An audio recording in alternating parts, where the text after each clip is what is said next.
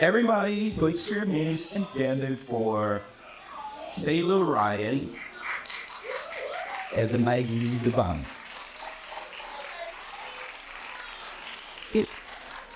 Yeah. You see the third one? Oh. All right, gotta make sure. Oh, shit. Let's hold it down here. I thought y'all not moving this mic. Y'all ain't gonna move it. Or you that's fine.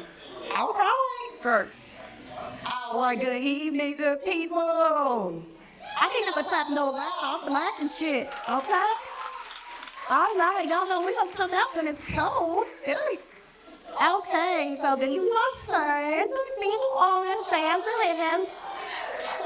My company when he was just turning 1 year old, Chasing Tanks Tomorrow. If you haven't heard of us, it's probably because you're very, very affluent and you don't give a fuck. And so that's kind of what tonight is about. Gathering white people in a space to make them as uncomfortable as possible. I literally wake up every day and say, how can I make racist white people uncomfortable? And so with that, being uncomfortable is not a bad thing. It's an opportunity for you to grow. And y'all got a lot of growing to do, all right? So to my end, I'm also indigenous species male also, so I'm gonna be looking at the side. I am free, so that's cute. Okay, so tonight we're gonna be talking about the tale of two cities. Because y'all know we live in two different cities in one, right? So all the cute little fans, you be like, oh, look for this, compassionate city that. Girl, I live in Victory Park, okay? Y'all know what Victory is? You be watching the news, you know where Victory is. I live in the California neighborhood. It is the poorest neighborhood in the city. The median income is less than $20,000. Some of y'all made $20,000 in 1 month. I know you did. Transportation in my neighborhood is only about 30%. And if you all didn't know, and I'll get to it, you only got two Palmer for 60,000 people to spread, which is fucking crazy. So in my company, we changed it up a little bit. We're not the same as your old general white-led nonprofit who has never experienced never-ending poverty. I was single parents. My kid is fine. I'm poor swapped, okay? So our mission is that we are Black-feminists. We are out here devoted to eradicating the food justice and public health barriers that plague the Black community specifically. Wow, Black people taking care of Black people? We've never heard of that before. So our vision is very simple. We believe that providing is provision, okay? Y'all don't be acting like violence prevention is the whole thing. No, if you give people what they need, like Maria said, you ain't gotta take the shit, cause nobody got it. And then we also have some share language that I'm gonna, get to and I'll share with you because it's a little different. Period. Hot man. So we believe in activation over empowerment.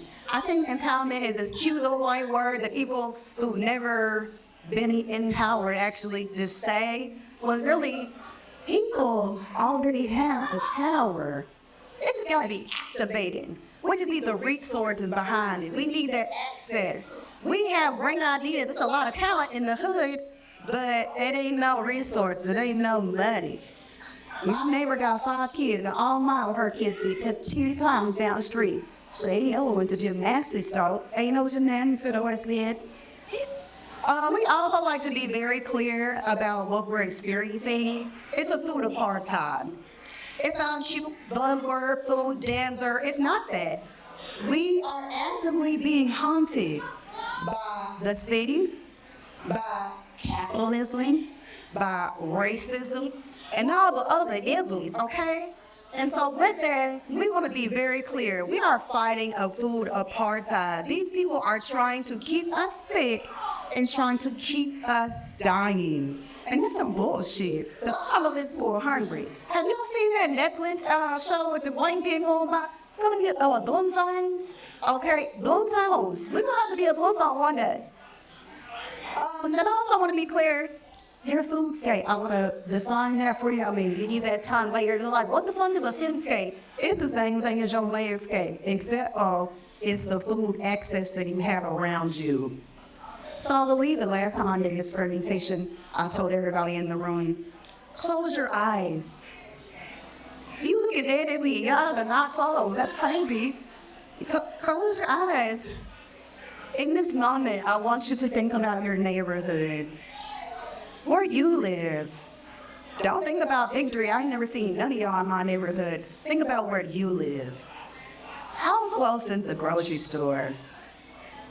How close is it that you can just get in your car because you have one, because you have money to get a car? Do you have a drawing board? Can you walk to it? Open eyes. The what's in? What on it? Oh no.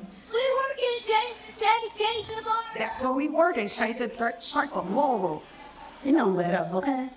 So as you can see, they said I can move, but the cord is not it's not giving. So as you can see here, these are the clover in the city. Is that the land? Fuck.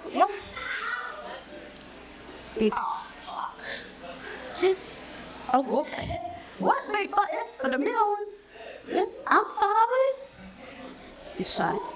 As you can see, there are 15 clover over here.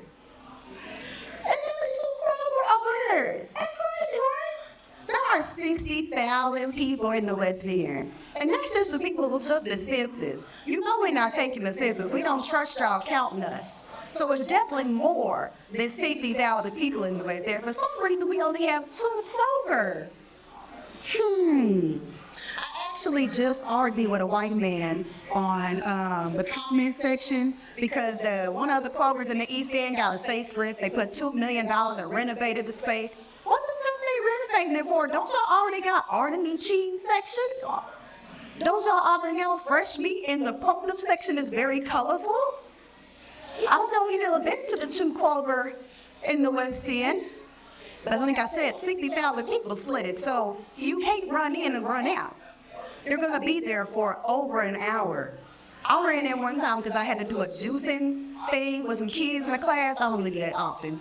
But I had to run in for a bag of apples, and I was literally late to the class. And the class I was going to was in Louisville Mall. Louisville Mall is at 26th and Broadway. Harvard is at 28th and Broadway. In my mind, I was just gonna run in real quick, grab me a bag of apples to juice, and run back. No, I was in there for 45 minutes. At that point, Maria, I should have stole her damn apples. Okay. So I'm trying to figure out what the real talk about us. You're saying what's in over here, you will see it's a whole bunch of family dolls in the West End. Why we got a bunch of family? Look, why we don't have no family dolls? What's going on? Y'all don't realize the family dollar got liquor license and shit? Why does the family dollar get a liquor license? Because they also have groceries in the family dollar. If you live in the West area, you put grocery store in your GPS because you don't know where you're going because you don't ever go to the West End. Then you will literally end up at a family dollar where milk is $8 and cheese is $9. The same milk and cheese from the grocery store. But also, like you heard, you can buy you some liquor. Because of course they want you to be dying and not healthy. You cannot afford to go to the family dollar and get your groceries. But it's so convenient because there's so many of them. And while I'm there, I'm probably gonna grab my Takis, my hot Cheetos, and I'm gonna blow it with the dime that I'm not supposed to eat. But somebody told me not to eat it because it's so accessible. Like, I want to sit up and sell with y'all. I know people love to stare. They'll never believe black women when we say what the fuck is going on. So come on. This is a Clemson study. I didn't make this study up. I just pulled it out of thin air. Clemson study and said, crime goes up in your neighborhood by 12% every time food insecurity goes down by 1%. So back to the story. I was arguing with this white man about the clover, and he said, and I commented, stairs in West End, because like obviously if you were gonna put $2 million in a clover, it needed to be in the West End. And so this racist man, and I'm assuming he's racist, because why else would he be arguing with me about West End in the Kroger? He said, yeah, this is so wrong. He said, well, I don't know if y'all deserve a Kroger. I'm paraphrasing because I don't know what he said. He said, I don't know if y'all deserve a Kroger when all y'all doing is stealing and shit. And I said, well, actually, studies motherfucking say that if you give people what they need in an accessible way, like I didn't say give us a free Kroger. I just give us some more. Give us some more options. Because we wouldn't need to steal from Kroger, and Kroger wouldn't be always navigating at a deficit if we had more options. One man said it took 45 minutes for one bag of apples. I'm the type that's gonna pay for it because I got a real bad stomach and conscience. It's just gonna eat me up. I can't steal, but I can lie real good, okay? So I wouldn't know stealing apples, but think about all the people who are. Think about everybody else who I'm not waiting 45 minutes. I gotta get on the bus. I gotta go to work. I gotta do this, and I got my 5 kids in the car, and you can't leave kids in the car no more. Right? Comedic relief. I also heard about that. You're welcome. Here's what she said. I was actually at by the kids advocacy summit, so I had to make sure I was talking about kids in some aspect. So yeah, 40% of the children we serve, of the people we serve, are children. I think there's a stat like 1 in every 3 kids is hungry. Y'all need to know all the stats, honey. They know we're fucking hungry. I'll show you was longer than that. I'm telling you what Betty told the story. How much time I have a room? 4 days. That was amazing. Okay, I can do my thing. All right, then I will go forward. So I'm over here wondering, that wasn't long enough for me to learn all the things I need to learn as a white person who doesn't understand navigating poverty. You don't miss to pull our bootstraps up. It ain't no bootstrap to pull up when you living in a neighborhood who don't got shit. Like, I feel like I'm a very active parent, and I over-parent sometimes trying to find different things for my son to be active and always doing something. And I have to drive 25 to 30 minutes to the East End every time I want him to do something. So if I want him in gymnastics, we have to go to the East End. If I want him in swimming lessons, I have to go to the East End. And they're like, why the wall? Is the more the wall? Y'all think they put the wall there for us? They are gentrifying the West End. They're not putting that nice shit down there for us. They're trying to move us out. They are increasing the property tax. Everything is going up. Louisville Hospital mixed with a Goodwill. Even in that, it's something going us out. And what we're going to do, I have no idea. But I got a few things that you all can do and help us with. So just know, Black people are going to save us all. And it's very unfortunate because why? Y'all literally have all the resources and everything you need to help. And somehow we still have to do all the work. Which y'all wouldn't exist if the government would do their fucking job. So what success looks like to me at my company is that we don't have a company anymore. I'm not trying to be the nonprofit and have all of millions of dollars and pretending like we're doing this shit. At some point, I'd like to start my business so that will let me know people have been fed, people know all the need us. But until then, this is what we're gonna be doing. Tuesday, Wednesday, and Thursday, we are in different neighborhoods in the West End.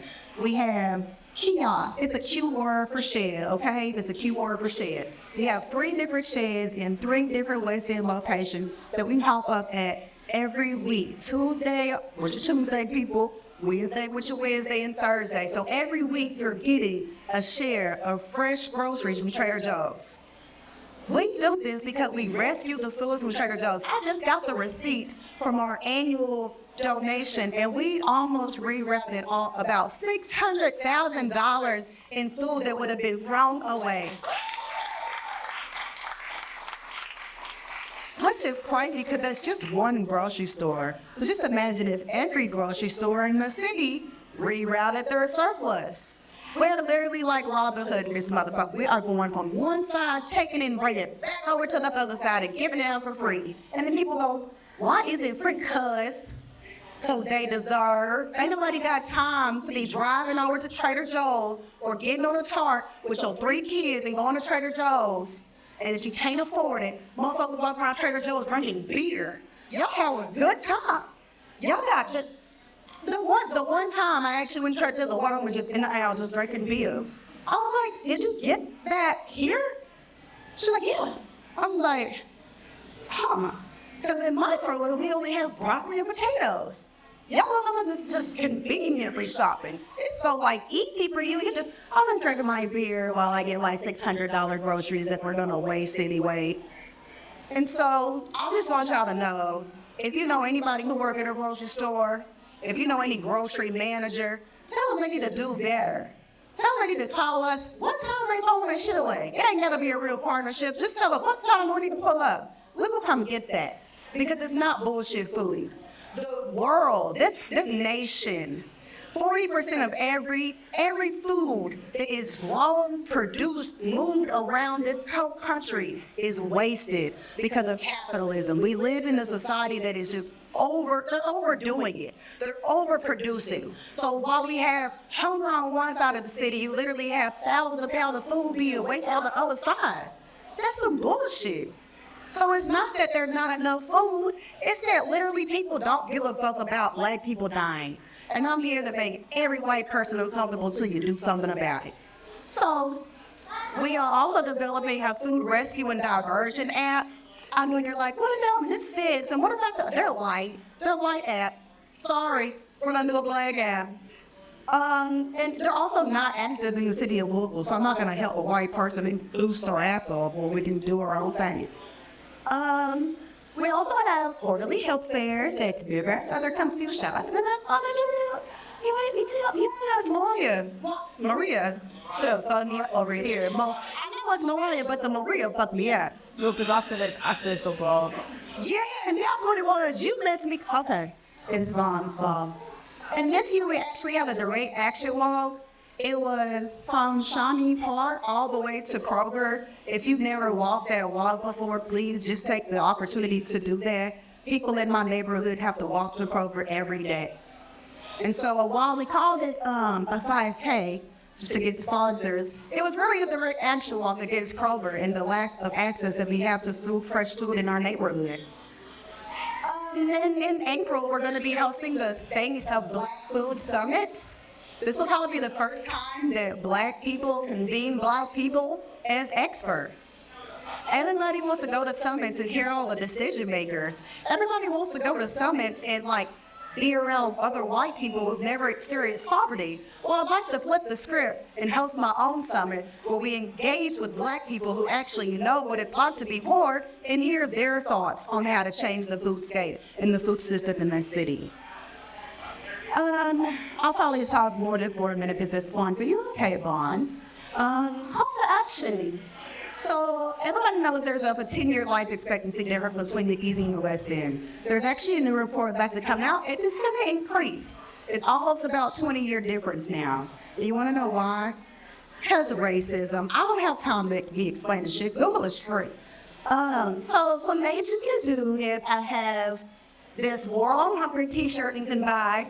It's $30 on our website. I bought that one t-shirt, absolutely, because I designed it myself. Absolutely. So the design is something that just like a bullshit ad. I don't know if y'all got that or not. Bring out the plan, but I'm hacking brand new. What else? You can also sign a petition. We have a petition that has over 600 signatures so far. We're demanding the city to not be so fucking racist, basically. I'm also passing out some flyers. All y'all environmentalists, I'm so sorry, I did print some paper, but it's for a good cause. So every year we're doing our 4th-year winter holiday giving outreach. It's called Bless the Blog. We really want everybody to be engaged. If you are here tonight and you can afford a beer, you can probably also afford to sponsor a family at $250. That is not a lot of money. Families are about 5 kids, okay? Not 1, 5. And so you're doing a lot of impact. Next week will be the actual outreach. It's the 4th through the 8th. We package everything up and deliver it to the families so they don't have to come to us. We also don't wrap anything, so the families that wrap what they need to wrap, they can see what they're actually getting. And it's a really good, equitable time. So if you can, come out and volunteer. If you can't volunteer, it was a couple of those. And Everywhere you believe you get a block. Okay. So I'll be really lucky to get Taylor to come out there. She's the executive director for Change State Change Tomorrow. Like normally she's really busy and then also being super mom with her 5-year-old. Period. And hey, this up over there. Could you hear us with a minute over? Maybe you can. I don't know. But does anybody have any questions about the presentation or things that? Yes. What's the best way to And what is the best way to donate to Bless the Block? But what come around with this handout, I only made it halfway and then you called me up there. So I'm gonna come around with the handout and know how all the race. I know some blind people don't want to give us money directly, so I put wish list code in so you can control where your money goes, because y'all need trust in black people. Either way, it's gonna serve somebody. So all links will be on the handout. If you don't get a handout, our website is change-today.org. If you Google Change Today and Small Bank, it's gonna pop up. You know, we're organization. We in the news, if y'all watch the news, you can see me already. Good enough. Any other questions? like the sell All right, everybody, before you put your hands together, I do want to give a little flowers, kudos. Also, okay, chill. Sister, you all about to tell me. So, and then one thing that she won't talk about, but I'm going to talk about this, that Well, if you say it, then they gonna think I got some money. No. It's for what you're doing. So because the organization was doing so good, I was a part of a focus group that was able to select 5 organizations in the state that helped with a food problem statement to fix food insecurity and food apartheid in the city. Change Today, Change Tomorrow was one of the winners and recipients of this. So you get $100,000 to help with what they're doing.